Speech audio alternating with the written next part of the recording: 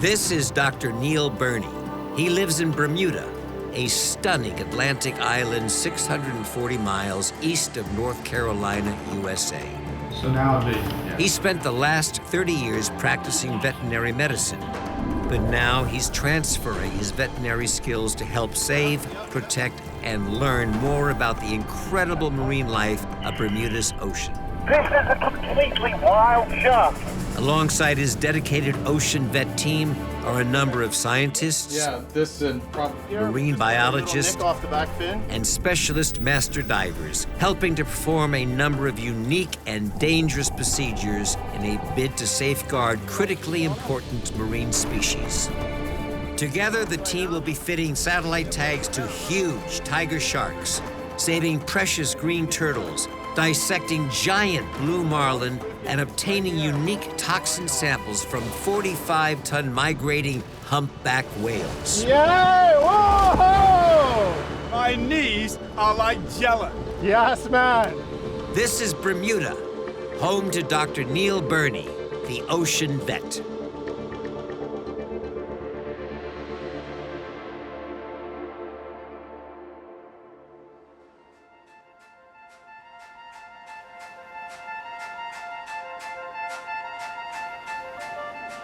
In 2014, Neil Burnie and his ocean vet team embarked on one of the most ambitious marine science projects of their lives.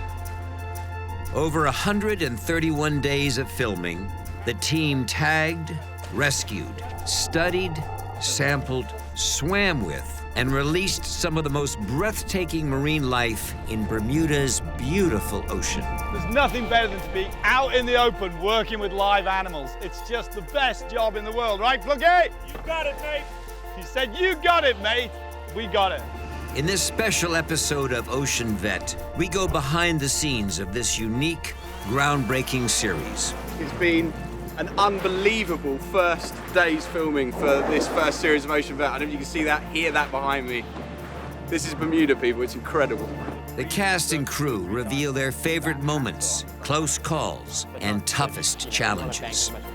And we discovered just what it took for Neil Burnie to become Bermuda's ocean vet. Straight into the outside, so in this position is perfect. Lift and go.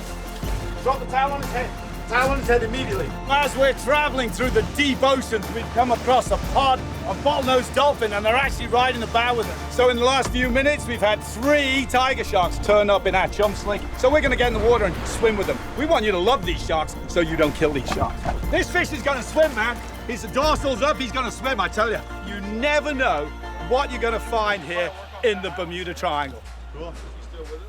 Who knows? When we get past this rock, we'll do it. Right, quickly. So, Ocean Vet, date, who knows? The small UK production team, consisting of Andrew Smith and Dan Radford, arrived in Bermuda on the 3rd of March, 2014.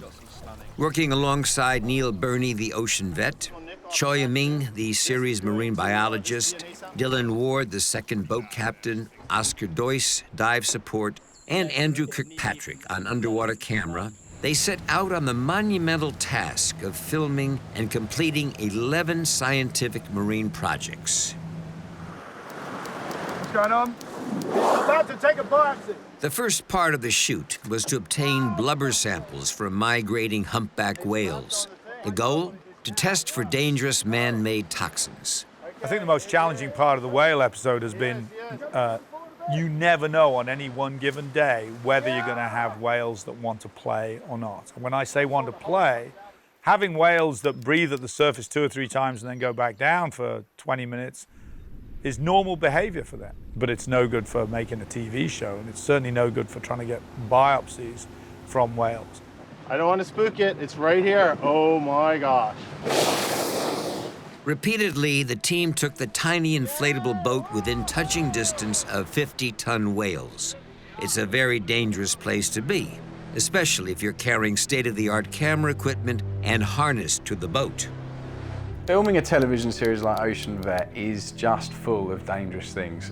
The first was filming the whale episode, which is the first episode that we shot. I'm strapped in the back of the rib, and I've got a harness here which secures me to the front, and a harness at my back which secures me to the back. And we were surrounded by humpback whales, and these things are massive. They were particularly engaged in what they were doing, running after this female. And we positioned the rib right in the middle of what was going on. And there was whales jumping over here, full breaches clean out of the water, and there was other whales jumping clean out of the water. And the whole scene was escalating. When a whale starts to come to the surface, they often blow all of their air out just before they reach the surface and they breach. The watercolor just went from dark blue to like a beautiful, beautiful light blue, and I mean, there was swearing and everything. I was sure that there was a 45-ton mammal that was about to eject itself out of the ocean 5 foot from the side of the boat and land straight on us. And I'm not being funny. If that had happened, it would have undoubtedly have killed us all. Biopsy taken. Saw the hole in him as the arrow left. And I'm just winding in. We are in amongst a pod of humpbacks who seem unconcerned by our presence. I think that's an interesting thing. This one piece will make 52 layers. Watch on mobile devices or the big screen. All for free. No subscription required. The production team also needed to collect underwater footage of the whales, particularly of any human interactions. Locating humpbacks to swim with was a challenge, but when the team did, it was to be an unforgettable and incredibly emotional experience. Capturing the footage was underwater cameraman Andrew Kirkpatrick. There was a moment when we were down there, and you'll probably see in some of the footage, where Neil, it's almost like the meeting of two species. One of the humpback comes up to meet Neil, and it's almost like the sort of exchange and acknowledgement that, yes, I'm the above water person and you're the below sea person. And it's just sort of like, it was almost like, hey, how you doing? And then, the whale actually sings and then peels off. And it just, those little experiences that you just don't get in other animals, it really hit home, actually. It was just sort of like, wow, I had no idea that these creatures were like that.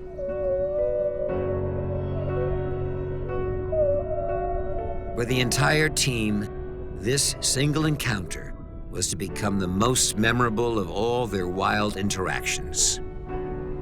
Kirkpatrick effortlessly framed the shot and perfectly captured the meeting of two worlds. Well, we've just had 2 migrating humpbacks come past. They look like player whales. It's what we've been looking for the last few days. So we've got our main camera team in by the rib over there, tracking them underwater. I've just jumped in with a little DSLR. Amazing creatures, so graceful under the water and absolutely enormous. It's a really, really magical experience. Whew. What's the most moving experience that I've had in filming this? Well, it has to be going eye to eye with humpback whales. When you're 65 feet down, you're absolutely in their environment. And to have them roll up on you, roll over and look you in the eye, and then swim past you, roll over and look you with their other eye. It's dancing with whales. It's fascinating.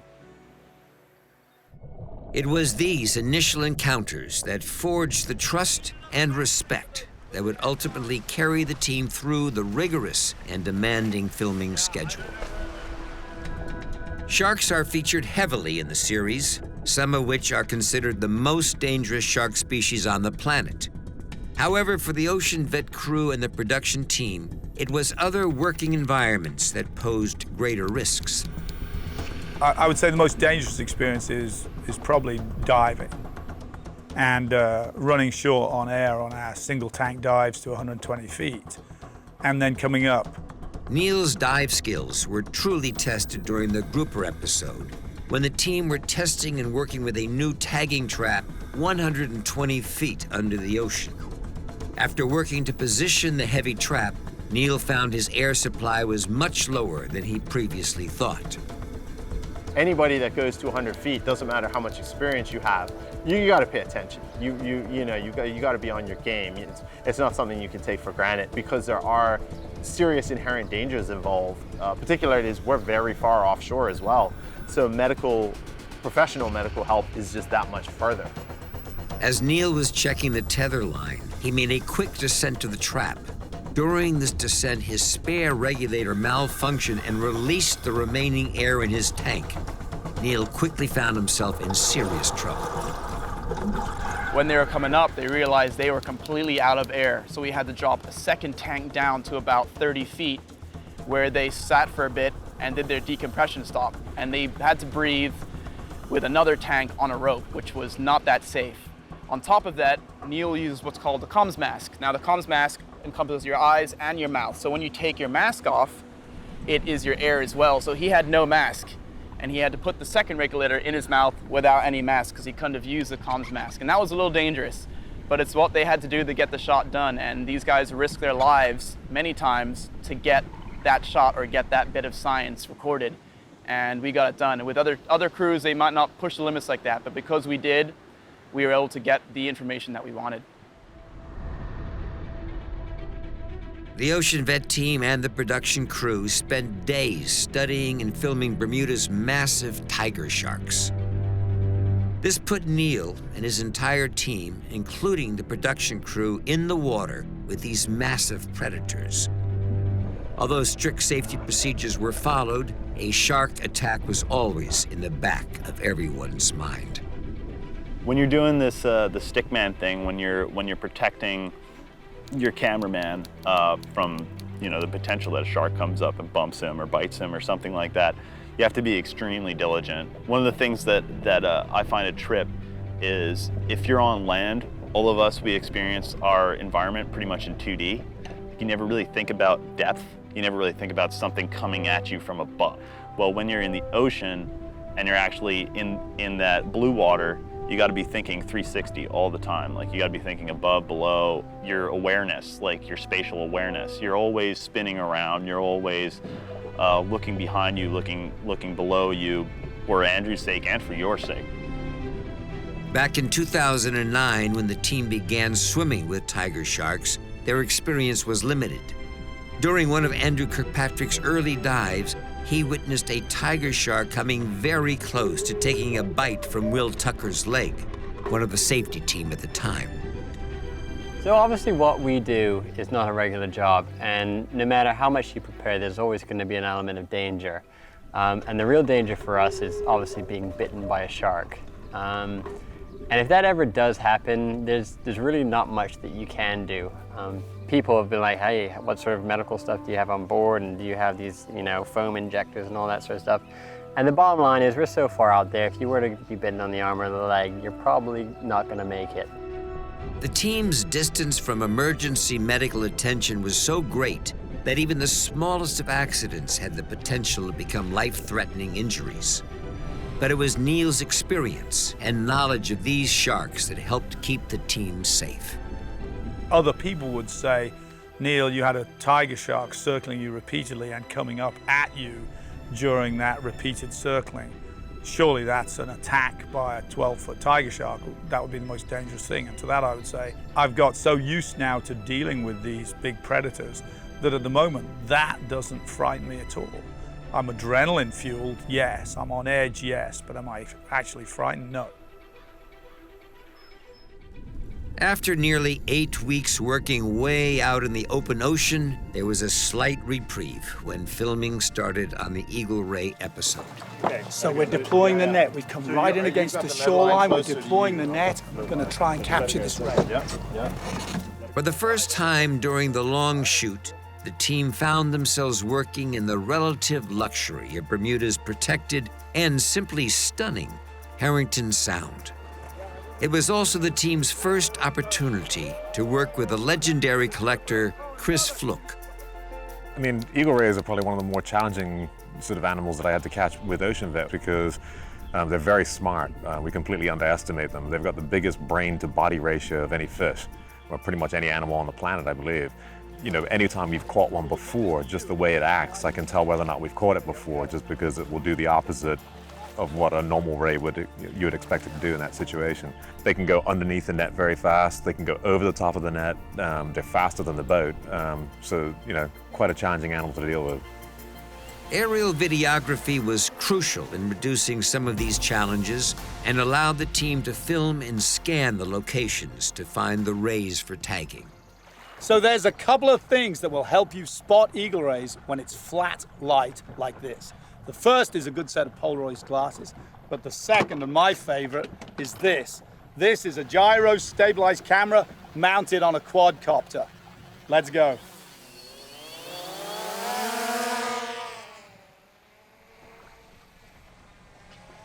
Modern technology, you've got to love it. This technology allowed the team to capture some remarkable footage of eagle ray behavior. Flying the drone was daredevil pilot Johnny Singleton. One of my favorite moments was when we were out filming the eagle rays, and we sent up the drone, and we couldn't believe our eyes. We saw 3 eagle rays swimming close to the shoreline. Then it all happened. One of the eagle rays had chased the other one and bit onto the ear of the other one, attached, and they went into a spiral down into the depths. And I think that's the first time ever caught on camera from the air, eagle rays mating in the wild.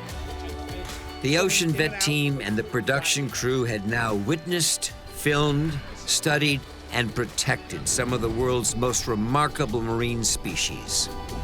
These shared experiences and the drive to complete such a colossal project had built a deep bond within the team, a bond that was about to be truly tested. The Bermuda Police Service can now confirm the death of 60-year-old Dr. Neil Burnie, who died as a result of a marine incident that took place today a few minutes after 11 in the waters off of Horseshoe Bay. It appears that Dr. Neil Burnie was free diving In one fell swoop, the team's world was turned upside down. I live about 3 minutes from where the boat was spotted, so I literally jumped in the car I was in my underwear, threw some clothes on, ran down, well, jumped in my car, drove down to the boat where the boat was spotted, and I saw Neil's boat. And still at that moment, I thought, it's not Neil. I thought what had happened is he'd probably helped somebody else who was in trouble, as we've done several times in the past. Dan called me and said that he'd heard something horrible had happened, but he couldn't confirm anything. And then about 30 seconds later, my phone rang and it was Choi. And as soon as I saw his name on the phone, I knew something horrible had happened. And I rushed back to the office and saw Dan, and by that time, John Manderson had confirmed it with us. Just a complete state of numbness and shock. It was just awful.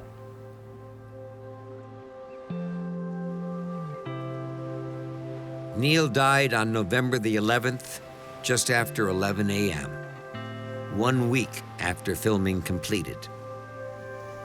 He was helping a friend dive up some damaged lobster pots in the deep ocean, and he got into trouble on his last dive and suffered a blackout and drowned.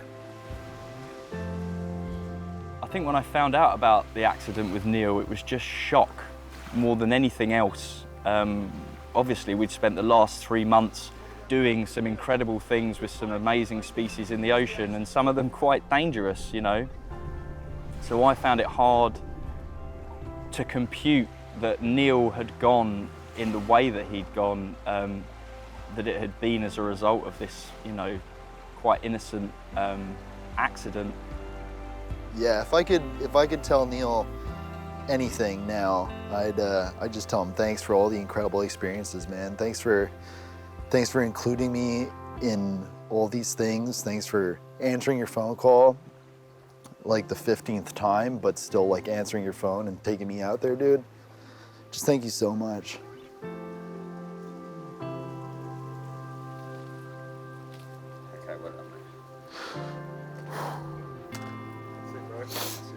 All right. I guess if I had another couple minutes with him, I just want to sit there with him and talk and just know that, just let him know what a big part of my life he was. And just to say thank you. If I had another opportunity to say something to Neil, obviously I'd say I love you. I'd say thank you for the opportunity. But I think more than anything, I'd say we did it, mate. You know, we did it, and we wrapped it. That's it. 1 week after Neil passed away, his body was transported out to sea, where he would eventually be laid to rest. Over 200 boats followed Neil and the Ocean Vet team out into the deep. Aircraft flew high overhead and dropped flowers. Even the island's pets came to say goodbye. It was an incredible send-off for a remarkable man. A man loved by an entire country for a million different reasons. So Neil Burnie was a man who was contagious. He was contagious about life. His energy and his spirit just swept everybody up in what he was doing. Neil was such a laugh. I mean, such a laugh to be around. He was, you know, he was your best mate. He was everyone's best mate. I think Neil was probably the most incredible human I've ever met. He just had this zeal and passion for just throwing all your cares to the wind and just going at it, you know? Sometimes it's sad, but sometimes, I would say more times, it's unhappy because I got to know such an unbelievable guy and share so much time with him, and I feel super lucky for that. He had more energy than the rest of us combined, and he exceeded us by 20 to 30 years, the rest of the crew. Neil was never to be sort of caged. He needed a little bit of direction, but it was the magical moments in Ocean Vet are the bits where he just is himself. There's a phrase that says, life is not about going to the grave with a well-preserved body. It's about skidding in sideways, burnt out, beat up, going, woohoo, what a ride! That's it. My knees are like jello. Yes, man. So we're bringing the race straight up and into the anesthetic. So you can see the tag nicely, right at the dorsal fin, right at the top. So when he comes to the surface, that antenna is going to come out. 573 pounds of blue marlin. What a magnificent fish this is. I'm going to make a small incision in the skin once I've prepped it, and then I'm going to place this archival PSAT satellite tracking tag in this fish. Just going to put a little local anesthetic in just to numb the sensors that he has in his body wall right here. Love it. Best job in the world. Neil Burnie was like a man who never grew up. And I mean that in the best sense. He had a childlike curiosity. He had a young man's energy and education. But I think generally with all of the Ocean Vet episodes, you just get caught up with Neil's spirit. And to you and the kudos and to the other people involved in the production, it's a great reflection of who Neil Burnie was. I hope that people will watch Ocean Vet and come away with some of the joy that I have for experiencing what is hidden beneath the surface of the ocean. Too many people go down to a beach and look out and they see the surface and they have no concept of the variety that exists beneath. And hopefully our show will do something to bring that to them and give them some of the joy that I've had in showing it.